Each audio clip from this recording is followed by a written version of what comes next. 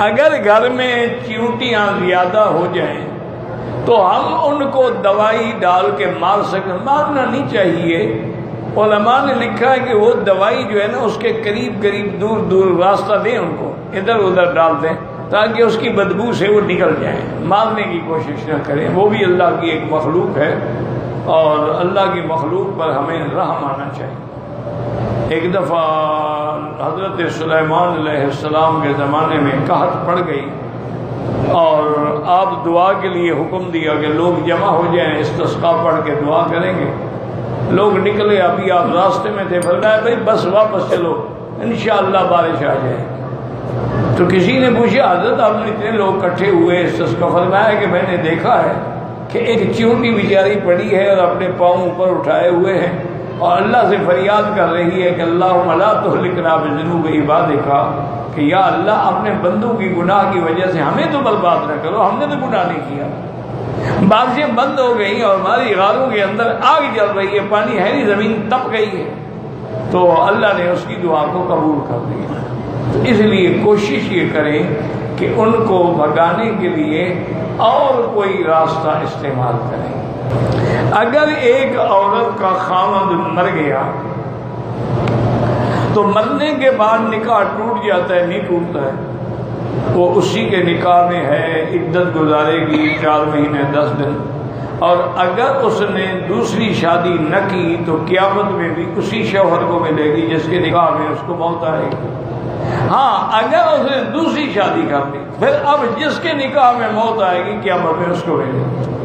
اگر عورت نے شادی نہیں کی، وہ عدت وفات کے بعد بیٹھ گئی ہے تو پھر وہ پہلے شوہر کو ہی ملے گی۔ لیکن میرا مشورہ یہ ہے کہ جو عورتیں، جو میری بہنیں بیٹیاں جوانی میں بیوہ ہو جاتی ہیں، ایسے حالات بھی ہیں نا کہ بیوی جوان ہے، خاوند مر گیا، تو اب وہ ساری زندگی بغیر خاوند کے گزارے تو یہ بہت بڑا خطرہ ہے۔ اس لیے اس کو چاہیے کہ وہ دیہاتی اور قومی اور برادری کے رواج پہ نہ رہے، بلکہ اس کو چاہیے کہ وہ دوسری شادی کر دے۔ اب دیکھیں نا کتنی میرے پاک نبی نے رحمت دو عالم نے ماں سوا سید عائشہ کے ساری بیوی آپ کی جو ہے وہ ساری کی ساری جو ہے یا وہ ہیں جن کو طلاق ہو گئی یا وہ ہیں جن کے خاوند فوت ہو گئے، شہید ہو گئے، بیوہ ہیں۔ تو اس لیے یہ ایک ہمارے ہاں بڑا غلط رواج ہے اور ہندوؤں کی رسم ہے، بلکہ ہندو میں ایک قبیلہ تو ایسا ہے وہ کہتے ہیں کہ اگر خاوند مر گیا ہے تو بیوی کو بھی زبردستی باندھ کے اس کے ساتھ چتا میں ڈال دو، ستی ہو جائے، وہ بھی جل کے مر جائے، اس کے بعد اس کو جینے کا بھی کوئی حق نہیں۔ تو یہ کفر کی رسم ہے اور انتہائی غلط رسم ہے۔ کوئی بندہ عورت ہو یا مرد ہو وہ گناہوں سے نہیں بچ سکتا ہے جب تک ان رستوں پہ عمل نہ کرے جو اللہ نے دی ہے۔ اب دیکھو تو شادی کر لی، الحمدللہ، عورت نے بھی شادی کر لی، وہ گناہ سے محفوظ ہو گئی۔ اسی لیے پہلے دور میں یہ رواج ہوتا تھا کہ لڑکیاں جب بالغ ہوتی تھیں نا ان کی شادی فوراً کر دی جاتی تھی تاکہ ان کے دماغ میں ابھی کوئی وسوسہ، کوئی فتنہ آتا ہی نہیں تھا۔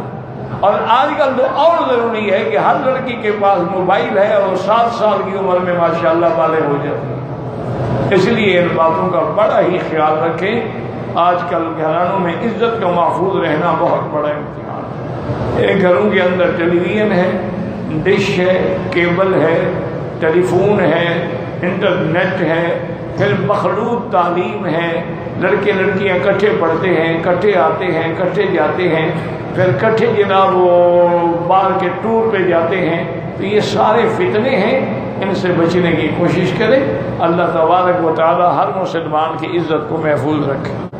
اگر کسی کے نکاح میں 2 بہنیں ہیں لیکن وہ اس طرح کہ پہلی بیوی جب فوت ہو گئی تو اس کی بہن سے شادی کرے، وہ جائز ہے۔